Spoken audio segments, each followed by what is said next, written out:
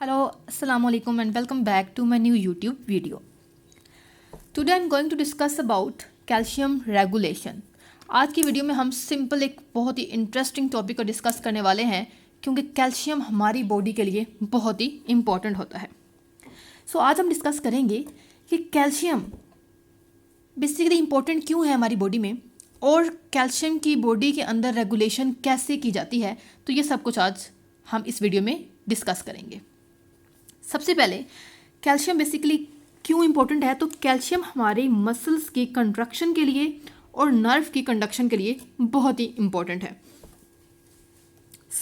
That's why हम अगर calcium के इंटेक नहीं करते तो हमारी मसल्स कंट्रक्शन नहीं होगी, मसल्स क्रैम्प होंगे और हमारी नर्व की कंडक्शन भी नहीं होगी. दैट्स वाई कैल्शियम बहुत ज़्यादा इम्पॉर्टेंट है. अब कैल्शियम की रेगुलेशन हमारी बॉडी में कैसे होती है तो वो हम डिस्कस करेंगे. तो 3 इंपॉर्टेंट हार्मोन्स हैं हमारी बॉडी के अंदर जिसके थ्रू कैल्शियम की रेगुलेशन की जाती है हमारी बॉडी में. The first one is vitamin D, second is parathyroid hormone and the third one is calcitonin. ये वो 3 हार्मोन हैं जिनकी वजह से हमारी बॉडी के अंदर कैल्शियम का लेवल रेगुलेट किया जाता है, कैल्शियम के लेवल को मेंटेन किया जाता है. तो हम इन तीनों हार्मोन्स को सेपरेट डिस्कस करेंगे कि इनमें से कैल्शियम का लेवल लो कौन करता है, हाई कौन करता है और मेंटेन कौन कर रहा है.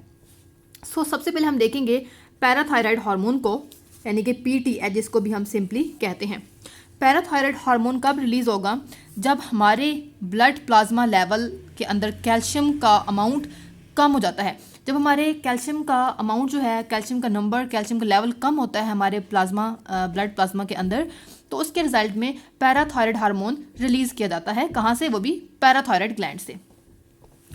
अब ये रिलीज़ हुआ, इसने हमारी बॉडी में 3 टारगेट करने हैं. 3 टारगेट कौन से हैं? सबसे पहले ये हमारी बोन्स के पास जाएगा, फिर किडनी के पास, और तीसरा यहाँ पर बेसिकली बोन्स नहीं आता है मेरा बेटा, या हमारी आप सिंपली कह लें कि इंटेस्टाइन के पास, ठीक है, या फिर जीआईटी ट्रैक के पास, जीआईटी ट्रैक, ठीक है, ये मिस्टेक हो गई है. अब ये पीटीएच क्या करेगा?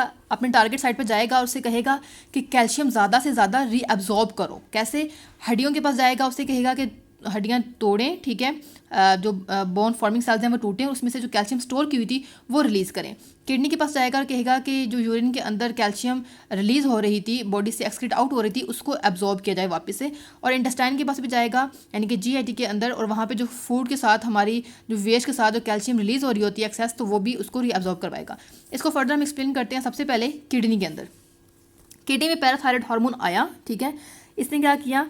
वहाँ पर आने के बाद टारगेट किया एक एंजाइम के ऊपर, दैट इज़ 1-अल्फा हाइड्रोक्सीलेज एंजाइम. ये एंजाइम जैसे ही पीटीएच किडनी में आता है तो ये एंजाइम एक्टिव हो जाता है. इस एंजाइम ने फर्दर विटामिन डी को जो है वो एक्टिवेट करना होता है और उसे कन्वर्ट करता है 24 हाइड्रोक्सी विटामिन D3 को D3 में, जिसको हम सिंपली कैल्सीडाइओल का नेम भी देते हैं. अब ये जो कैल्सीडाइओल जो है ये क्या करेगा? कन्वर्ट हो जाता है 125 हाइड्रोक्सी विटामिन D3, जिसको हम कैल्सीट्राइओल का नेम भी देते हैं. क्लियर हो गया? अब ये हमारे पास क्या हुआ? कैल्सीडाइओल से कैल्सीट्राइओल तो बन गया हमारी किडनी के अंदर. अब फर्दर क्या होगा कि हमारा जो कैल्सीट्राइओल है, ये जो फॉर्मेशन होगी कैल्सीट्राइओल, ये एक नेगेटिव इफेक्ट भी शो करता है. किस तरह से? पीटीएच के ऊपर ये नेगेटिव इफेक्ट शो करता है. क्यों? क्योंकि जब if too much calcitriol present, no PTH require. जब हमारी किडनी के अंदर कैल्सीट्राइओल का लेवल बहुत ज़्यादा होने लग जाता है तो वो पीटीएच के ऊपर नेगेटिव इफेक्ट शो करता है. उसे कहता है कि तुम अपनी प्रोडक्शन स्टॉप कर दो, ठीक है, उसकी प्रोडक्शन स्टॉप करवा देता है क्योंकि अब उसकी ज़रूरत फर्दर नहीं होती है. आगे क्या हुआ जी? अब देखें किडनी के अंदर वो जो कैल्सीट्राइओल था, अब किडनी से कैल्सीट्राइओल ने क्या किया? वहाँ से वो रिलीज़ हुआ किडनी से, उसने जाकर स्टिमुलेट किया जीआईटी को हमारी, और जीआईटी को कहा कि जितनी ज़्यादा कैल्शियम जो है, जितना ज़्यादा फॉस्फेट जो आयंस हैं उनको रीअब्जॉर्ब करो, उनकी एब्जॉर्प्शन को इंक्रीज़ किया जाए, ठीक है, और वापस से बॉडी को दे दिया जाए. तो ये हमारे पास हो गया. सेकंड आता है हमारे पास यहाँ पर इफेक्ट ऑन नेफ्रॉन. नेफ्रॉन पे क्या काम होगा? नेफ्रॉन यानी कि किडनी सेल्स की हम बात करेंगे. नेफ्रॉन बेसिकली किडनी का एक फंक्शनल यूनिट है. अब यहाँ पे क्या हुआ? कैल्सीट्राइओल जो है, वो जो कैल्सीट्राइओल बनी थी उसने टारगेट किया है कहाँ पर? प्रॉक्सिमल कॉन्वोल्यूटेड ट्यूब्यूल और डिस्टल कॉन्वोल्यूटेड ट्यूब्यूल. इन दोनों किसने कहा कि आप कैल्शियम की रीअब्जॉर्प्शन ज़्यादा करो, ज़्यादा से ज़्यादा कैल्शियम को वापस बॉडी के अंदर लेकर आओ. अच्छा जी, अब यहाँ पे एक क्वेश्चन आता है कि भाई ये विटामिन डी आया कहाँ से था, क्योंकि कहानी तो सारी विटामिन डी से शुरू होती है। अगर हमारी बॉडी के अंदर कैल्शियम आ रहा है, हम खाना खा रहे हैं, उसके थ्रू हम दूध पी रहे हैं, अगर ये कैल्शियम हमारी बॉडी में आ रहा है तो ये सिंपली रिअब्जॉर्ब नहीं हो सकता, ये सिंपली हमारी बॉडी के अंदर स्टोर नहीं हो सकता जब तक कि हमारी बॉडी के अंदर विटामिन डी नहीं आता। तो विटामिन डी कहाँ से आएगा, तो ये पढ़ते हैं। सबसे पहले हम, आपने सुना होगा बच्चों को हम कहते हैं कि हमने छोटे छोटे बच्चे जो होते हैं उनको धूप थोड़ी सी लगवानी होती है। जब हमारी एज बड़ी हो जाती है, 40s तक आती है, तो हम कहते हैं कि हमें थोड़ी सी धूप लेनी है, मॉर्निंग जो है सन रेज हमें चाहिए होती है ताकि हमारी बॉडी के अंदर विटामिन डी जो है उसकी फॉर्मेशन की जा सके। सो इसीलिए क्या होता है, सन एक इम्पॉर्टेंट रोल प्ले करता है यहाँ पर। सन से यूवी रेज आती हैं, वो हमारी स्किन के ऊपर हिट करती हैं।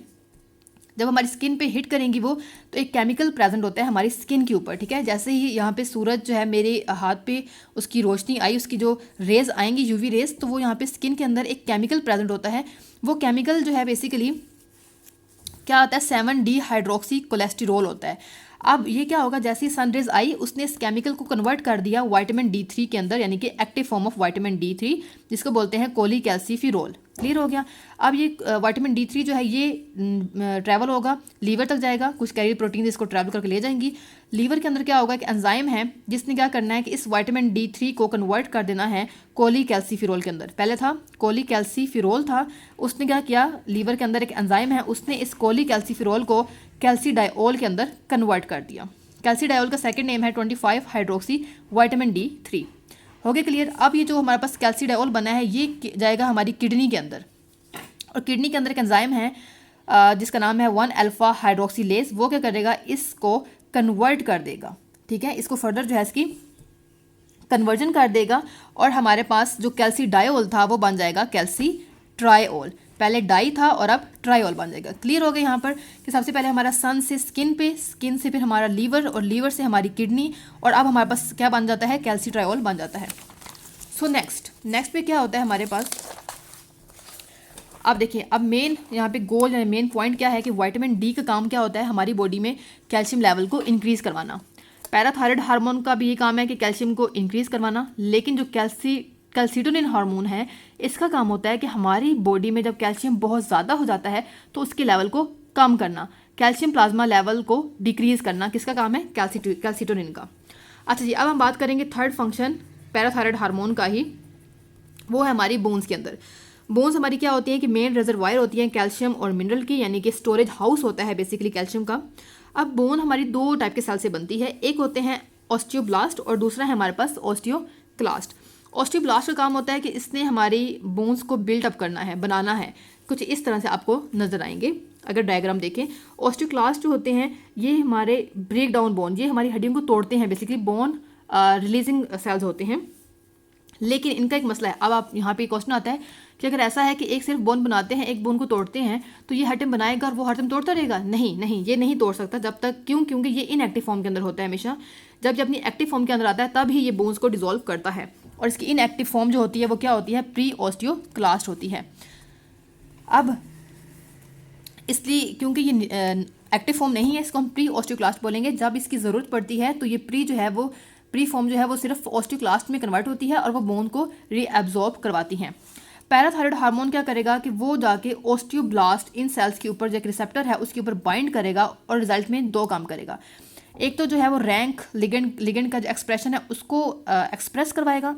सेकंड क्या करेगा कि ऑस्टियोप्रोटेजरिन जो है एक प्रोटीन है, OPG जिसको हम सिंपली कहते हैं, उसकी प्रोडक्शन को स्टॉप करवा देगा। ऑस्टियोब्लास्ट उसकी प्रोडक्शन करते हैं और ये कहेगा जाके PTH कि इसकी प्रोडक्शन स्टॉप कर दी जाए, और साथ में इस लिगेंड की जो एक्टिविटी है, एक्सप्रेशन है, उसको कहेगा फास्ट करवा दिया जाए।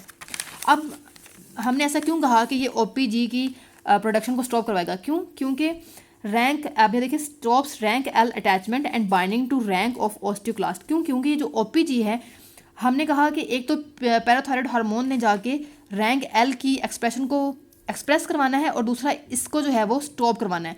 इसलिए इसको स्टॉप करवाया। क्योंकि ये जो प्रोटीन है ये रैंक L को रैंक जो है ऑस्टियोक्लास्ट का उसके साथ अटैचमेंट नहीं करवाने देता, तो इसलिए इसकी प्रोडक्शन होना स्टॉप होना ज़रूरी है।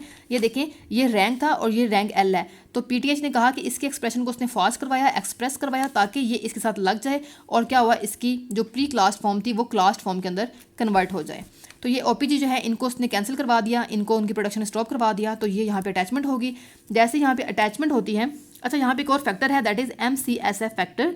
ये फैक्टर जो है ये बेसिकली स्टिमुलेट होता है, ये प्री क्लास सेल्स को स्टिमुलेट करता है, उसको अलाउ करता है कि वो प्रोलिफरेट करें, डिफ्रेंशिएट करें, जिसके रिजल्ट पर डिफ्रेंशिएट होने के बाद क्या होता है कि वो मल्टी न्यूक्लिएटेड मेच्योर ओस्टियोक्लास्ट बनते हैं। ये देखें मल्टी न्यूक्लिएटेड आपको नजर आ रहा है, ओस्टियोक्लास्ट है ये, और इसका साइज जो है वो बिगर होता है और जो है ये मैक्रोफेजेस के एज एक्ट करते हैं। क्लियर हो गया। तो ये आपको एक बोन नजर आई जिसके अंदर मैंने आपको ओस्टियोब्लास्ट और क्लास्ट दिखाए। ये क्लास्ट जो है वो प्री क्लास्ट है और यहाँ पे एक्सप्रेशन जैसे एक्टिवेट हुआ तो हमारे पास कन्वर्जन होना स्टार्ट हो जाती है। अच्छा जी, अब जैसे ही ये ओस्टियोक्लास्ट जो है मेजोर ओस्टियोक्लास्ट रिलीज होंगे, ये बोन्स के पास आते हैं। ये देखें ये आया यहाँ पर और इसने कहा, इसने अपना HCl रिलीज करना शुरू कर दिया। उसने HCl ने क्या किया, क्योंकि वो एसिड है तो वो बोन्स को डिसॉल्व करेगा और वहाँ पे जितनी भी कैल्शियम है, जितना भी फॉस्फेट आयन है, उनको वहाँ से रिलीज आउट करवाएगा। ये देखें आप देख रहे हैं, ये एक बोन का आपको स्ट्रक्चर नजर आ रहा है। यहाँ पे ये सॉफ्ट एरिया है और ये सारा जो है यहाँ से ये बाउंड्री जो है वो हार्ड बोन दिखाई है, जिसको हम कम्पैक्ट बोन कहते हैं। इस कम्पैक्ट बोन के एरिया में कोलेजन, कैल्शियम, फॉस्फेट आयन नजर आ रहे हैं। तो ये ओस्टियोब्लास्ट जो है ये कैल्शियम डिपोजिशन करवाता रहता है जितनी बाहर से मिलती है, और क्लास्ट ने क्या किया, एसिड रिलीज किया और एसिड की वजह से ये कैल्शियम और ये फॉस्फेट आयन जो है ये डिजॉल्व आउट हो जाते हैं। अच्छा जी, उसके अलावा जो है मिल्क, फिश और एग जो है, हम जो डाइट के थ्रू अगर डाइट लेते हैं जिसमें एक ऐसी डाइट जिसके अंदर मिल्क भी है, फिश भी है, एग भी है, तो हमारी बॉडी के अंदर कैल्सीडायोल यानी कि सिंपली विटामिन D आ जाता है और हमारी किडनी तक जाएगा और फर्दर फंक्शनिंग परफॉर्म हो जाती है। इट्स मीन कि तब हमें सूरज की ज़रूरत नहीं है।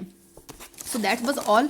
आपको मैं डायग्रामेटिक एक व्यू दिखा देती हूँ। ये देखें, यहाँ पे सन से सिंपली UV रेज हमारी स्किन के ऊपर आई, ठीक है। वहाँ पे एक एंजाइम था, उसको कन्वर्ट कर दिया गया कोली कैल्सीफिरोल के अंदर, ठीक है।